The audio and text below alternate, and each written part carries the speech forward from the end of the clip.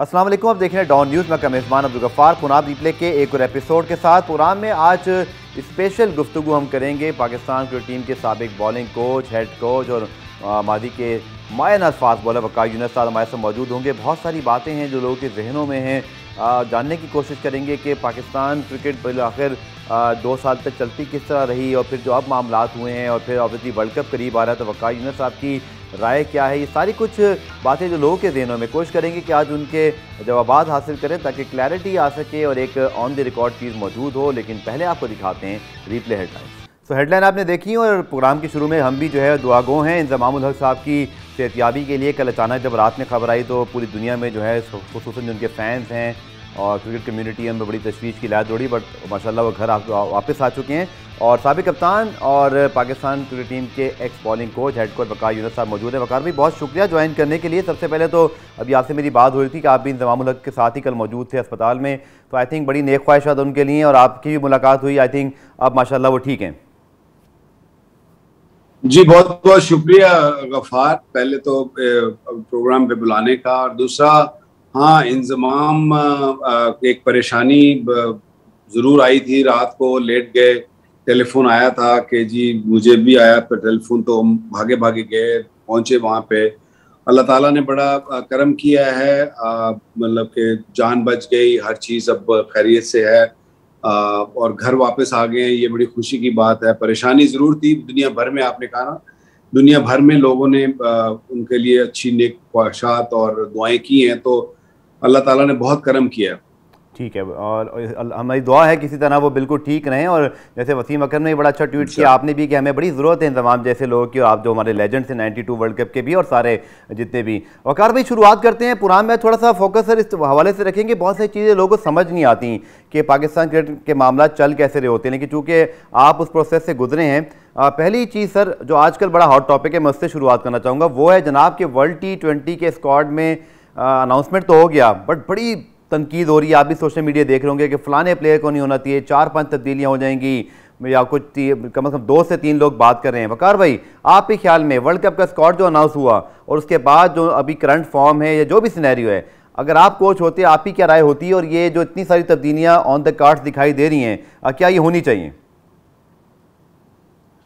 देखिए, मुझे नहीं मालूम कि तब्दीलियां होंगी या होनी चाहिए। बड़ा मुश्किल सवाल है ये, इसका जवाब देना। लेकिन ऐसा जरूर हुआ है कि क्योंकि ये सारी रजीम और सारा क्रिकेट बोर्ड उस वक्त तब्दील हुआ जब world cup round the corner था, तो ऑफ कोर्स जब नए लोग आते हैं या नई सोच आती है तो अपना एक माइंडसेट लेके आते हैं, और कुछ लोग इंतजार करते हैं कि अच्छा वर्ल्ड कप है, थोड़ा इसी तरह चलने दो, आगे जाके तब्दीली का सोचेंगे। लेकिन कुछ लोग फौरी तब्दीली चाहते हैं, और इस केस में ऐसा ही हुआ कि फौरी तब्दीली चाहिए और प्लेयरों को भी रिप्लेस किया गया, नए लोगों को अपॉर्चुनिटी मिल रही है। अब देखिए गफार, डिमोरलाइजिंग तो जरूर होता है अगर कोई भी बच्चा वर्ल्ड कप के स्क्वाड में एक दफा आकर फिर उसको मना कर दिया जाए या वो ड्रॉप हो जाए, तो एक बिल्कुल डिस्करेज हो जाता है बच्चा। ये मेरे साथ भी 1992 में हुआ, लेकिन ये नहीं था कि मैं ड्रॉप हुआ था, ऑल्दो मैं इंजर्ड हुआ था। तो ये बहुत ही इमोशनली ड्रेनिंग होता है कि जी आप एक ख्वाब देख रहे होते हैं कि मैं पाकिस्तान के लिए वर्ल्ड कप खेलूंगा और सडनली फिर आप स्क्वाड में नहीं होते। अनफॉर्चुनेट है कि जिस तरह की सिचुएशन डेवलप हो गई कि नए लोग आए तो नई टीम बनाई गई, नए लोगों को, नए प्लेयरों को लाया गया, और फिर ऊपर से न्यूजीलैंड ने मना कर दिया, फिर इंग्लैंड ने मना कर दिया, फिर आपने होम जो टूर्नामेंट था, लोकल टूर्नामेंट था T20 का, वो करवाया, फिर उसमें जो परफॉर्म कर रहे होंगे तो वो हम जैसे मीडिया, तो मीडिया है, तो मीडिया के थ्रू जो आप प्रेशर डेवलप होता है तो समटाइम सस्टेन करना बड़ा मुश्किल हो जाता है, सिलेक्टर्स के लिए भी और क्रिकेट बोर्ड के लिए भी एट अ टाइम्स।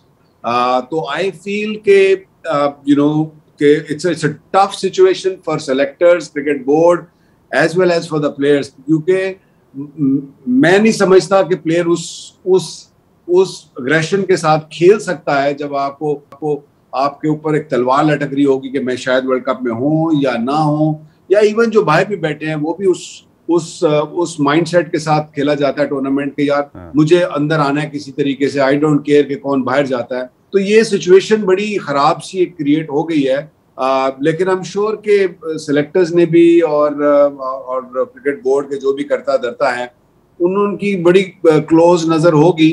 और मैं नहीं समझता कि सिर्फ एक डोमेस्टिक टूर्नामेंट की परफॉर्मेंसेस पर आप तब्दीलियां इतनी ज़्यादा करनी शुरू कर दें। ठीक है। यूनुस खान ने एक बात की थी प्रेस कॉन्फ्रेंस में, मुझे याद पड़ा शायद आपका जो आखिरी दौरा था जिसमें न्यूजीलैंड में वो साथ थे या जिम्बाब्वे में, लेकिन उन्होंने कहा था जी सोशल मीडिया के दबाव पे, जैसे आपने भी कहा मीडिया के दबाव पे सारा कुछ होता है। वकार भाई ऑन रिकॉर्ड प्लीज़ आज लोगों को बताइएगा कि आप लोग जब 2 साल कोचेस रहे, आप भी और मिसबा भी, सिलेक्शन का जो प्रोसेस था वकार भाई, स्पेशली फास्ट बॉलिंग का डिपार्टमेंट जो आपके अंडर आता था या स्पेशली जो बॉलर्स थे, तब्दीलियाँ हुई नहीं हुई, लेकिन आज कौम को ज़रा बताइएगा ज़रूर कि इनपुट कितना लिया जाता था, सिलेक्टर्स कितने आज़ाद थे, टीम मैनेजमेंट की कितनी राय होती थी और आप कितने मुत्तफिक होते थे उससे?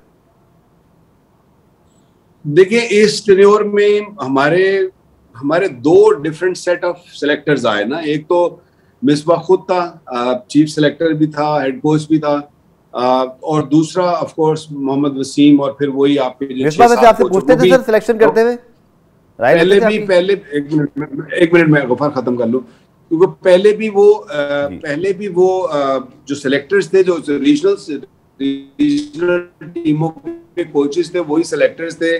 फिर दूसरे साल आपने कोचेस भी थोड़े बहुत इधर उधर किए, तो नए कोचेस आ गए, तो नए सिलेक्टर्स भी आ गए। तो आई थिंक खिचड़ी काफी ज्यादा पकी हुई थी। तो जहां तक मेरे इनपुट का ताल्लुक है, तो ओकेजनली ऑफ कोर्स पूछा जाता था, लेकिन जरूरी नहीं है कि जो मैं बोलता था वो होता था।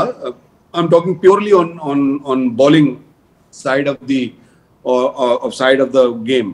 और ऐसा ही होता है, हेड कोच जब होता है आपको, तो फिर हेड कोच की जिम्मेदारी होती है कि वो सेलेक्ट करे टीम, उसका एक विजन होता है और वो ही जवाबदेह होता है। और वही, जैसे मैंने दो दफा मैंने ये हेड कोच का जॉब पहले भी किया है, तो मेरे टेन्योर में किसी आकिब जावेद को, बॉलिंग कोच को या फील्डिंग कोच को या बैटिंग कोच को कभी भी सवाल नहीं किया जाता था, या कभी भी उसको, और दुनिया भर में ऐसा ही होता है कि कभी भी किसी को नहीं किया जाता, because it's a domain of a head coach. Head coach इसीलिए होता है कि वो ओवरलुक करता है चीजों को और वही डिसीजन करता है, उसी का डिसीजन होता है। तो जैसे कहा ना कि 2 डिफरेंट सेट ऑफ सिलेक्टर्स भी आए, तो उसमें डेफिनेटली प्रॉब्लम्स भी ऑफ कोर्स होती हैं जब सिलेक्टर्स बैठते हैं। एज लॉन्ग एज आप एक दूसरे को कन्विंस कर सकते हो किसी भी प्लेयर की सिलेक्शन पर, आई थिंक चीजें स्मूथली चलती हैं। ठीक है।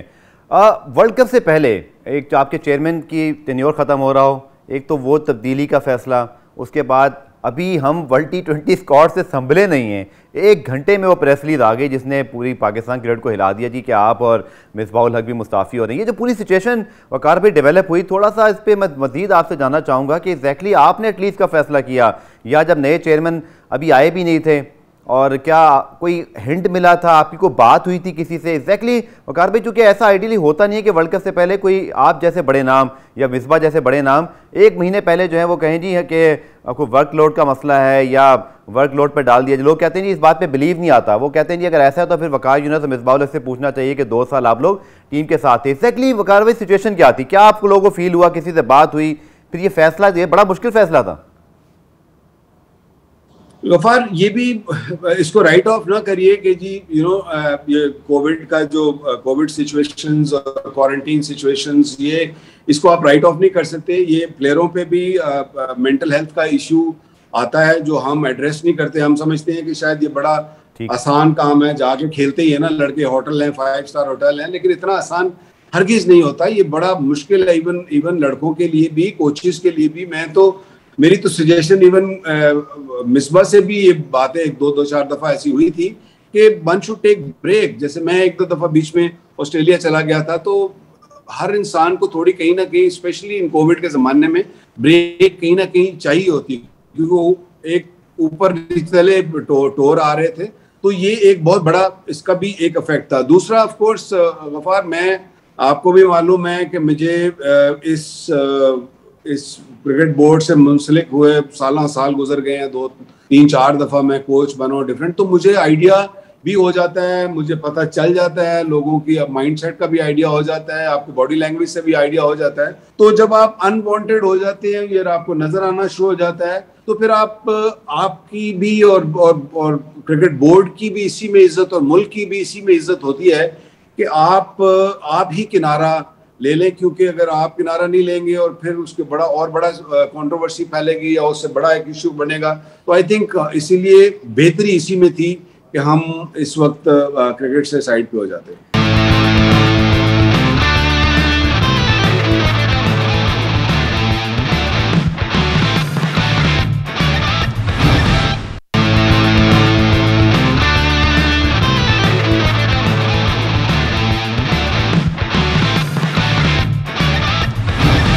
कार भाई, ये चूंकि रमीज राजा भी आए नहीं थे जब आप लोगों ने फैसला किया, तो बोर्ड में किसी को तो आगाह किया होगा, वसीम खान को या रमीज राजा से किसी से कोई बात हुई थी आपकी जिससे आपको कम से कम या आपने उनको आगाह किया या मिसबा ने पहले बात की? हुआ क्या एग्जैक्टली, कुछ अगर आप थोड़ा सा डिटेल में बता सकें।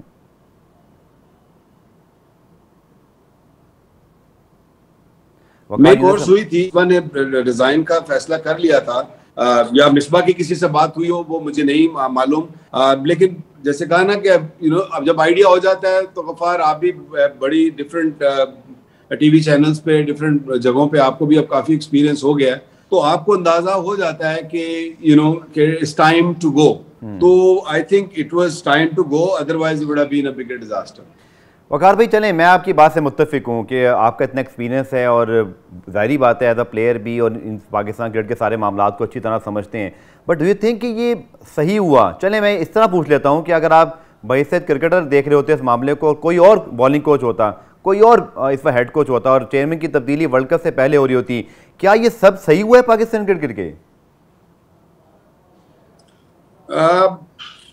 सही गलत का तो मुझे नहीं मालूम, क्योंकि पाकिस्तान की क्रिकेट में मैं आज की बात नहीं कर रहा, ये बहुत बहुत दफा पहले भी हुआ है कि इस तरह के सिनेरियोज आए हैं, लोग आते हैं, लोग जाते हैं, तो पहले से होता रहा है। तो ऐसा, क्योंकि अगर आप इस तरह कहें कि हमारा जाना इस टाइम पे शायद गलत था या इस टाइम पे हमें हमें हमें हमें साइड पे करना मुश्किल था या ऐसा था, तो फिर देन ऑफ कोर्स इस टाइम पे क्रिकेट बोर्ड का भी तो आना एक नया, एक अजीब सी चीज थी ना। तो ये ऐसा होता है हमारे मुल्क में, ये कोई नई चीज नहीं है। मैं सिर्फ ये जरूर कहूंगा कि अब ये नए लोग आए हैं तो मेरी नेक ख्वाहिशात इनके साथ हैं। मुझे मालूम है रमीज भाई बहुत इंथुजियास्टिक हैं और फुल ऑफ एनर्जी हैं और चाहेंगे कि पाकिस्तान की क्रिकेट बेहतर हो, क्योंकि इससे पहले जितने भी क्रिकेट बोर्ड के चेयरमैन आए हैं वो या तो नॉन क्रिकेटर्स या ब्यूरोक्रेट्स या कोई जनरल या कोई डिफरेंट फील्ड ऑफ लाइफ से वो लोग आते हैं, क्रिकेटर बहुत कम आए हैं। तो ये आई थिंक एक खुशाइन बात है और मुझे उम्मीद है कि आने वाले वक्तों में क्रिकेट की बेहतरी जरूर होगी। ठीक है, सिलेक्शन पे थोड़ी और बात कर लेते हैं, जो कि मेरे सामने लिस्ट मौजूद है वकार भाई, जिसके अंदर हमारे पास तीनों फॉर्मेट के अंदर बहुत सारे बॉलर्स आए, जिनके अंदर हम देखें तो हारिस की परफॉर्मेंस अच्छी रही है, उस्मान कादिर भी ठीक थे, शाहीन भी, लेकिन लोग एक बात करते हैं कि हमने बड़ी तब्दीलियाँ की हैं स्क्वाड के अंदर, शायद पॉपुलर डिसीजन हुए हैं कि ताबिश खान के लिए मीडिया बोल रहा है ताबिश खान को जी डेब्यू करा दें। इसी तरह अगर हम देखें हमारे जितने डोमेस्टिक के टॉप परफॉर्मर हैं तो वो बारी बारी सब खेलते गए। सिलेक्शन के ऊपर बड़े सवालात उठे और उठते रहे। आपने कभी मीटिंग्स में अगर आपसे पूछा गया हो या अगर मैं आज आपसे पूछ रहा हूँ, आप ही क्या राय थी सारे मामले पर? क्योंकि यूनुस खान ने तो एक दफ़ा प्रेस कॉन्फ्रेंस में बोला था कि थोड़ा सा लगता है कि सोशल मीडिया या मीडिया का इन्फ्लुएंस बहुत ज़्यादा है। क्या इतना इन्फ्लुएंस लेना चाहिए सिलेक्शन कमेटी को फैसले करते हुए? देखिए, दौर तो सोशल मीडिया का ही है, इसको डिनाई नहीं किया जा सकता। सोशल मीडिया बहुत स्ट्रांग है, इवन मीडिया भी अब बहुत स्ट्रांग है। जब वहां पे बात होती है या क्रिटिसिज्म होता है तो उसकी एक बड़ी वैल्यू होती है और होनी भी चाहिए, क्योंकि जो देखने वाले हैं, जो फैंस हैं, जो उनकी एक राय है और उसकी एक वैल्यू होनी चाहिए। लेकिन उस पर जो करता धरता है, जो क्रिकेट को समझते हैं, जो इस काम में एज अ प्रोफेशनल आए होते हैं, चाहे वो कोचेज हैं चाहे वो सेलेक्टर्स हैं, उनको उस पर इतना कान नहीं धरना चाहिए, क्योंकि इमोशनल कौम है हम लोग। और अगर इमोशंस में आके सोशल मीडिया पे लोग कुछ बोल देते हैं या कह देते हैं, तो आई थिंक जो आपका एज अ लीडर आपका जो एक माइंडसेट होता है उसको नहीं बदलना चाहिए। आपका एक विजन होता है, इसीलिए आपको लाते हैं या इसीलिए आपको पैसे दिए जाते हैं कि आपका एक विजन है, आप क्रिकेट को किस तरीके से देखते हो, आप क्रिकेट ऊपर लेके जाना चाहते हो, तो उसमें फिर सोशल मीडिया या किसी भी ऐसे और फोरम से आपके ऊपर प्रेशर बिल्ड नहीं होना चाहिए। You get paid for this job. ठीक है। जब आप लोग शुरुआत कर रहे थे वकार भी बड़ा मुश्किल वक्त था, चूँकि वहाब आमिर अवेलेबल नहीं थे, मुझे याद है उस वक्त आपने भी स्टेटमेंट दिए थे और आपने डिस्प्लेजर शो किया था एक तरह से कि हमें शायद एक बड़ा अपना ना एक्सपीरियंस चाहिए था, बट हमने देखा कि नसीम गए, मूसा गए, इसी तरह हमने इमरान खान सीनियर को भी देखा, लेकिन बाद में आहिस्ता आहिस्ता स्पेशली नसीम शाह और मूसा तो बिल्कुल ही सीन से आउट हो गए। वकार भाई ये किसके डिसीजन थे, और बतौर बॉलिंग कोच आप अगर आज लोग कभी आपको पता ना कि बड़े प्लेयर्स को एक दोनों तरफ जाती है बात, अगर अच्छा हो जाए तो आप लोगों को अप्रिसिएशन भी बहुत मिलती है और ज़रा सा बुरा हो जाए तो सोशल मीडिया आप भी पढ़ते हैं, क्रिटिसिज्म भी आता है। नसीम शाह, मूसा या वो प्लेयर जो आए और फिर गायब हो गए, अगर लोग आपको कसूरवार ठहराते हैं तो फिर इस पर आपका क्या फीडबैक होगा? क्या बॉलिंग कोच की जिम्मेदारी है, डोमेन में था सब कुछ ये? देखिए अप्रिसिएशन गफार वो तो बहुत कम मिलती है इस जॉब में, बड़ा थैंकलेस जॉब है कोचिंग का, चाहे वो बॉलिंग कोच हो, चाहे हेड कोच हो, चाहे कोई भी कोच हो, ये बहुत ही थैंकलेस जॉब है।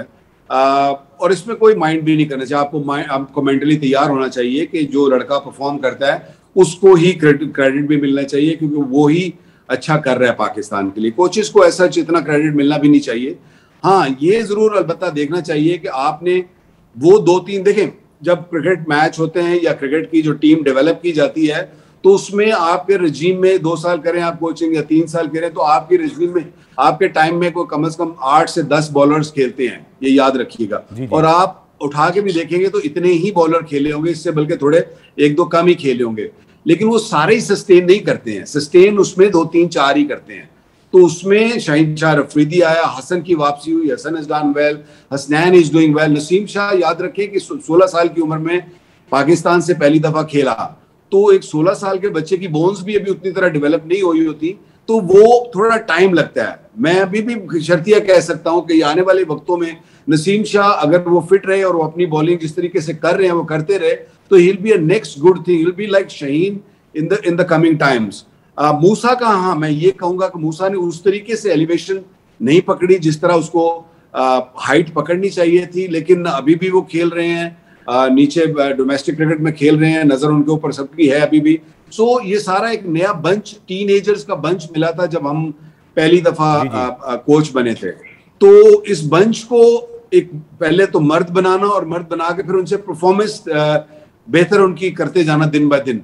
तो वो आई थिंक 2 साल में अगर आप नंबर्स उठा के देखेंगे तो आपको नजर आएंगे कि शाहीन के नंबर्स बेहतर हुए हैं, आप देखेंगे कि अब्बास के नंबर बेहतर हुए हैं, नसीम शाह के भी नंबर टू एन एक्सटेंट बेहतर हुए हैं, लेकिन अनफॉर्चुनेटली वो इंजर्ड भी रहे थोड़ा। फहीम बेहतर हुए एज अ बॉलर, तो बॉलर्स तो बेहतर हुए हैं, ऐसा नहीं कि बेहतर नहीं हुए, लेकिन ये है कि खेलते सिर्फ अनफॉर्चुनेटली 4 हैं। काश मैं इन सबको खिला सकता होता तो मैं इन सबको हर वक्त खिलाता, क्योंकि दिस सब जितने भी मैंने बॉलर्स के नाम लिए ये सब बहुत टैलेंटेड हैं।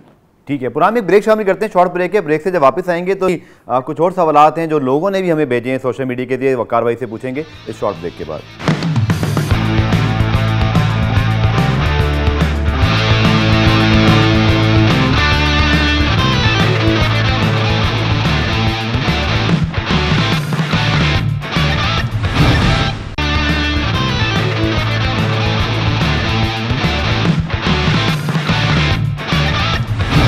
पाकिस्तान क्रिकेट टीम के साबिक बॉलिंग कोच, हेड कोच वकार यूनुस मौजूद हैं। वकार भी मेरे सामने रिकॉर्ड मौजूद हैं, 16 टेस्ट हुए, 7 जीते 6 हारे, 11 ओडीआई में भी 6 जीत हैं आप लोग की, 4 वहाँ से शिकस्त हैं, 34 और T20 में 16 आप लोग जीते, 13 हारे। इसके साथ साथ बॉलर्स के नंबर स्पेशली अगर हम देखें, शाहीन के 64 विकेटें ओवरऑल, हसन अली सबसे ज़्यादा 32, इसी तरह हारिस की भी परफॉर्मेंसेज अच्छी हैं।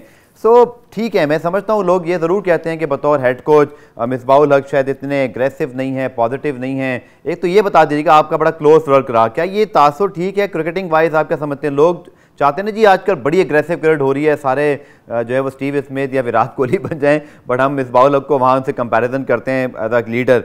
और फिर दूसरा जो रिकॉर्ड सजेस्ट करते हैं, क्या ये इतने बुरे रिकॉर्ड थे कि आप लोगों को चाहे हिंट ही मिली और फिर आप लोगों को छोड़ना पड़ा है, वट एवर जो भी? डू यू थिंक ये जस्टिफाइड है ऐसे रिकॉर्ड्स के बाद? देखिए, आई डोंट नो कि जस्टिफाई है या नहीं है, लेकिन मैंने आपको रीजंस दिए ना पहले के, यू नो कि क्या वजूहात हुई हैं। और ये कहना कि जी मिसबाह उल हक अच्छे कोच नहीं है, ये थोड़ा सी ज्यादती होगी। मिसबाह उल हक कभी स्टार्ट कर रहे हैं, अभी उनका करियर शुरू हुआ है, अभी उन्होंने क्रिकेट ज्यादा देर पहले नहीं छोड़ी है और अभी वो कोचिंग में उन्होंने कदम रखा है। हाँ, पहला कदम उनका बहुत बड़ा था, उन्होंने जो पाकिस्तान को सर्व किया over the years, I think वो किसी भी सूरत में कहीं पे भी हमें भूलनी नहीं चाहिए। टेस्ट टीम को नंबर 1 पर लेके जाना, उनके टेन्योर में पाकिस्तान ने एज अ कैप्टन जब उन्होंने लिया था, पाकिस्तान मुश्किलात में थी। तो ये कहना कि जी वो अच्छे कोच नहीं है या उनका वो ठीक नहीं है, आई थिंक ये थोड़ी सी ज्यादती है। आई थिंक उनका स्टार्ट था, आई एम श्योर कि बहुत सारा सीखा होगा उन्होंने, और आइंदा आने वाले वक्तों में जब वो दोबारा आएंगे, दोबारा कोचिंग में कदम रखेंगे, will be a different coach all together. अच्छा, पीसीबी की मीडिया पॉलिसी कैसे? वैसे भी खैर मिसबाह उल हक जो है ना वो हमारी रीच में नहीं होते थे, क्योंकि आपको पता है बड़े मसले मसाइल होते हैं, अप्रूवल्स और ये वो, लेकिन आपके तो मैंने देखा फिर भी 1-2 इंटरव्यूज़ आज मेरे साथ भी, आपको शुक्रिया, मौजूद हैं, बात कर रहे हैं। बट मिसबाह उल हक कुछ हम देख रहे हैं कि सामने नहीं आए, और क्या आपकी कोई बात हुई? और स्पेशली जब ये डिसीजन भी वो ले रहे थे, मीडिया में बहुत इंटरव्यूज़ पहले भी नहीं देते थे, लेकिन क्या वजह आपके ख्याल में नहीं नज़र आ रहे कहीं भी?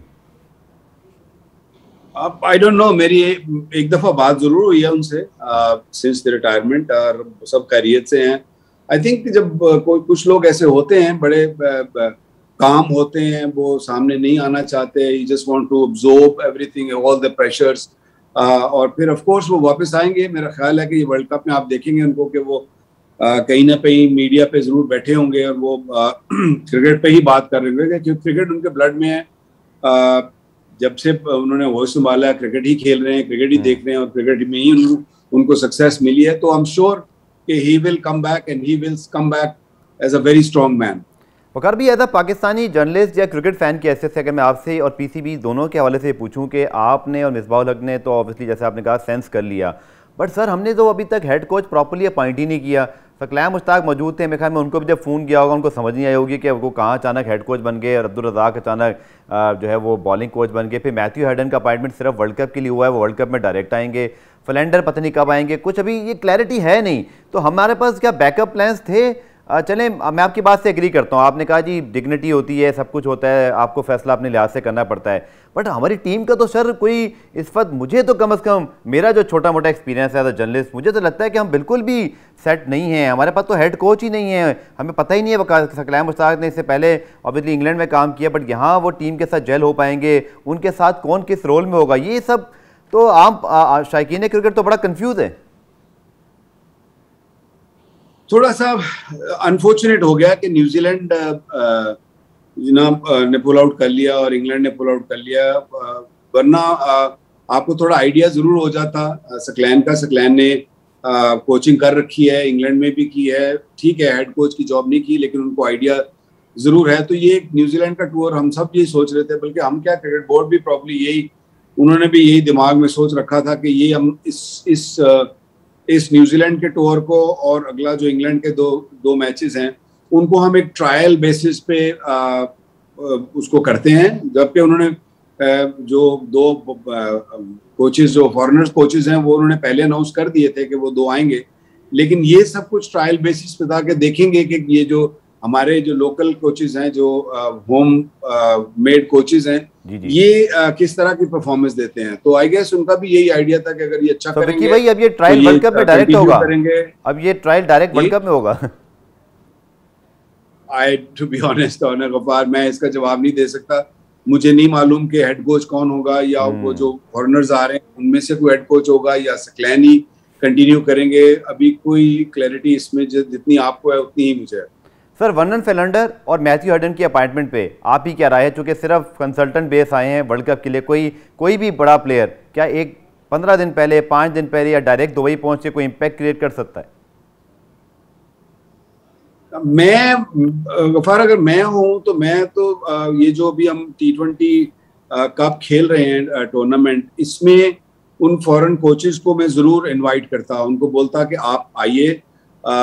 बल्कि ये जो टूर्नामेंट है, बजाय इसके टूर्नामेंट होने देते, जरूर होने देते, डोमेस्टिक क्रिकेट भी बहुत इंपॉर्टेंट है, इसको होने देते, लेकिन जो आपके प्लेयर्स, जो आपके जिन्होंने वर्ल्ड कप में जाना था, उनको शायद हम अलहदा कर लेते और उनमें उनका एक कैंप लगा लेते वर्ल्ड कप से पहले, और उनके आपस में बड़ी 2 टीमें बना के उनके आपस में मैचेस करा लेते, और वो जो कोचेस बाहर से आने हैं वो आ जाते तो बेहतर होता, क्योंकि आके अगर वो थोड़ा आइडिया ले लेते, थोड़ा कल्चर को समझते, कुछ प्लेयरों के ड्रेसिंग रूम में टाइम गुजारते, तो हो सकता है उनको बेहतर आइडिया होता। अब वो जब डायरेक्ट वहां आएंगे और से 2-4 दिन या हफ्ता उनको मिलेगा, तो ये टाइम कहीं ना कहीं मुझे लगता है कि शायद कम ना पड़ जाए।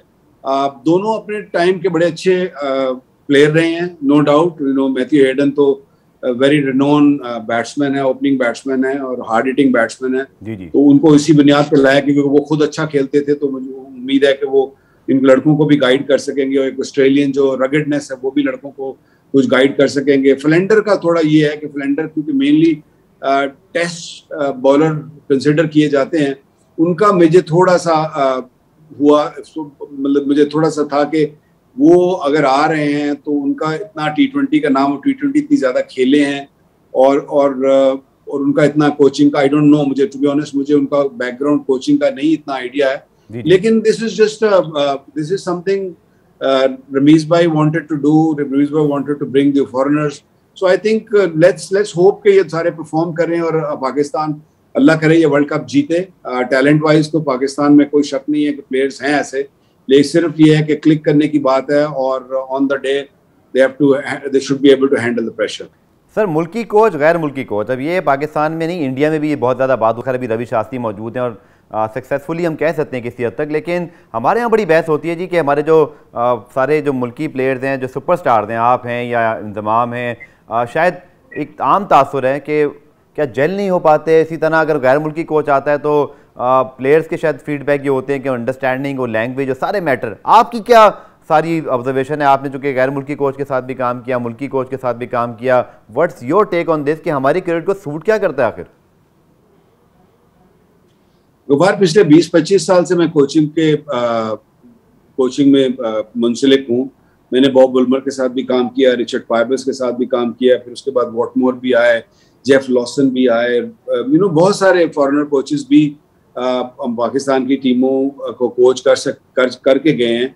तो ज्यादा से ज्यादा 2 साल वो भी लास्ट करते हैं। तो हमारे यहाँ ये ट्रेंड है कि 2 साल का पीरियड देखो, और फिर जैसे मैंने कहा ना, इट्स अ थैंकलेस जॉब कि आपको एंड पे फिर खुदा हाफिज कहना पड़ता है। तो ये कहना कि जी पाकिस्तानी कोच या नॉन पाकिस्तानी कोच, इसमें तो अगर इस तरह देखा जाए तो मैंने प्रोबेबली सबसे बेहतर अपने टेन्योर गुजारे हैं, क्योंकि मैं अगर 3-4 दफा अगर कोच आया हूँ तो कुछ तो वो मेरे में देखते हैं, या कुछ वो मैं उनको कुछ तो दिखाता हूँ जो वो समझते हैं कि यही पाकिस्तान को जरूरत है। मैं नहीं समझता कि जी कोई फॉरेन कोच ही आकर पाकिस्तान की टीम को ठीक कर सकता है। ये एक बड़ी गलत और बेबुनियाद सी मिथ बनाई हुई है कि जी वो फॉरेन कोच आता है तो वो इस तरह काम करता है। हाँ, वो अंग्रेजी जरूर बोलता है, लेकिन ये है कि जो लोकल कोचेज, जो हमारे कोचेज हैं, हम भी अब इतने एक्सपीरियंस्ड हैं, हमारे यहाँ जो कोचेज हैं वो लोकल कोचेज भी, तो आई don't think one should say even से, ये कहना भी गलत है, बेसिकली डिग्रेस करने वाली बात है उनको, जो कोचेज को, लोकल कोचेज को। तो आई फील के दोनों दे बोथ गुड।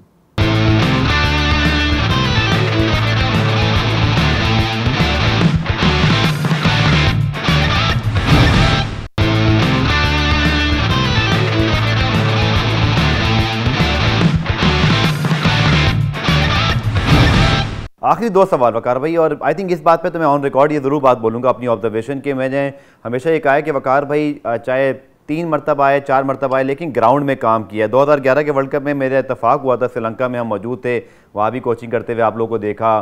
सख्त गर्मियों में भी मेहनत करना बड़ा अलग बात है, और सिर्फ कमेंट्री कर लें तो मुझे गलत ये ज़रूर है कि आपने कमेंट्री के साथ साथ बहुत बड़ा अपना जो एक टाइम है वो ग्राउंड में दिया है, लड़कों के साथ काम किया है। लेकिन वकार भाई, अगर मैं ओपनली आपसे दिल की बात पूछूं, इतनी मेहनत भी आप लोगों ने की है, लेकिन हम ऑस्ट्रेलिया या भारत की तरह पिछले 10 साल में उस तरह की एक लिफ्ट नहीं ले सके। आपको लगता क्या है कि क्या ग्राउंड ग्रास रूट लेवल पे कमी है, हमें क्या घर में अपने आप को ठीक करना है? और टू बी ऑनेस्ट, आप भी मानेंगे इस बात को, 99 की जो टीम थी या जो 90s में आप लोग थे, वैसी टीम नहीं रही सर हमारे पास। वो बहुत बड़े नाम थे, सब सुपरस्टार्स थे। मुझे लगता है कि अगर आप उस ज़माने में कोच होते तो ज़्यादा कोचिंग ही ना करनी पड़ती, वो इतनी बड़ी टीम थी। लेकिन अब ऐसा नहीं है, ऐसा आप भी समझते हैं? 90s में ना सिर्फ पाकिस्तान की, ओवरऑल भी कोचिंग का कोई इतना ट्रेंड था ही नहीं। ओवरऑल दुनिया भर में बस एक कोच होता था, एक हेल्पिंग हैंड होता था, बाकी को फिजियो ट्रेनर वगैरह साथ होते थे। तो कोचिंग का इतना कभी ट्रेंड था ही नहीं। ट्रेंड बेसिकली 2000 में या 2000 के बाद ज्यादा शुरू हुआ है कि जी प्रोफेशनल कोचेज आने चाहिए और बहुत सारे आने चाहिए, जो कि आई थिंक इज गुड, क्योंकि फॉर्मेट भी आपका T20 भी आ गया, क्रिकेट ज्यादा हो गई, क्रिकेट बढ़ गई, प्लेयर का पूल ज्यादा हो गया, तो ज्यादा ऑफ कोर्स हेल्पिंग हैंड जरूर चाहिए होते हैं। तो कोचेज ने अपनी कोशिश पूरी की, जितनी वो कर सकते थे, जितनी वो करते हैं। मैंने भी अपने टेन्योर्स में जितने भी था, मेरा ये है कि मेरा एक पैशन है क्रिकेट। मैंने क्रिकेट अपने दिल से खेली है, दिमाग से नहीं खेली, दिल से क्रिकेट खेली है। और क्रिकेट मैंने हाइट्स भी देखी हैं, क्रिकेट के लोज भी देखे हैं, तो मैं अंडरस्टैंड करता हूँ क्रिकेट को। और क्रिकेट ब्रेड एंड बटर भी है, तो इसमें यह है कि क्रिकेट के गिर्द भी हम रहते हैं। तो कमेंट्री भी मैंने एंजॉय की है, मैंने कोचिंग भी एंजॉय की है। मुझे कोई रिग्रेट नहीं है, क्योंकि मैंने अपने जितने भी टेन्योर किए हैं, मैंने उसमें कुछ ना कुछ प्रोड्यूस करके दिया। इवन अभी भी आप देखेंगे इसमें भी, ऑल्दो मैं हेम ऑफ अफेयर्स में नहीं था, मेरा बेसिकली काम सिर्फ बॉलर्स के साथ था, तो आप बॉलर्स की परफॉर्मेंस उठा के देखेंगे तो आपको बहुत बेहतर दिखेगी ये पिछली टेन्योर से। ठीक है वकार भाई, आखिरी 2 सवाल बल्कि, और क्विकली सवाल के, चूँकि आप अभी लाहौर में मौजूद हैं, आपसे मेरी बात हो रही थी शो से पहले कि आप लाहौर में कुछ अरसे अब मौजूद भी रहेंगे, शिफ्ट हो गए हैं। सो क्रिकेट बोर्ड में किसी से, नबीद राजा साहब से चेयरमैन बने, कोई बात कभी हुई? और क्या हम मुस्तकबिल में, आपका फ्यूचर प्लान क्या है, मतलब आना चाहेंगे बोर्ड में, कोई जिम्मेदारी, किस तरफ आपकी अब आगे फ्यूचर क्या देखते हैं अपना? देखिए, मेरी रमीज भाई से मुलाकात हुई थी, जब मैंने रिजाइन करने से पहले मुलाकात हुई थी, बड़ी डिटेल बात हुई थी। हमारा फैमिली टर्म्स भी हैं उनके साथ, हम उनको बहुत अच्छे से जानते हैं, हम कमेंट्री के भी कुलीग हैं, तो हमारा एक बहुत अच्छा और बड़ा स्ट्रॉन्ग रिलेशन है। तो वो तो कंटिन्यू रहेगा, उसको तो कोई नहीं रोक सकता। मैं दुआ गो हूँ कि वो अच्छा करें पाकिस्तान की क्रिकेट के लिए।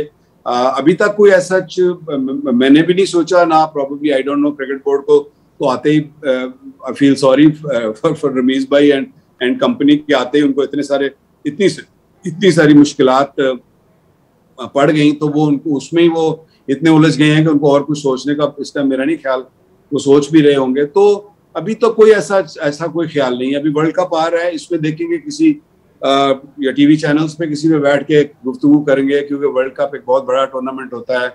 सारे लोगों की नजर होती है, टीमों पे नजर होती है, इंडिविजुअल्स पे नजर होती है, तो हम अपनी एक्सपर्टीज कहीं ना कहीं बैठ के जरूर देंगे। सर आखिरी सवाल, क्योंकि पाकिस्तान टीम अब वर्ल्ड T20 में जा रही है, तो पाकिस्तान, छोटे छोटे सवाल हैं, अगर आप प्लीज़ इनके जवाब दीजिएगा। एक तो पाकिस्तान के चांसेस वर्ल्ड T20 में, कप्तान बाबर आजम अब एक नए कप्तान हैं, उनके लिए एक ये बड़ा इंपॉर्टेंट टूर्नामेंट है। पाकिस्तान इंडिया मैच भी वकार भाई आ रहा है। और एक छोटा सवाल उससे मुंसलिक और के, जो कि आप बतौर साबित टेस्ट क्रिकेटर भी बड़ी गहरी नज़र रखते हैं, कौन सी 4 टीमें आपको वकार भाई इस वर्ल्ड कप में, अगर मैं आपसे पूछूं, जो आपको सेमीफाइनल में जाते हुए दिखाई देती हैं? मैं आपको पहले 2 सवालों का तो जवाब दे सकता हूँ, 4 का नहीं दे सकता।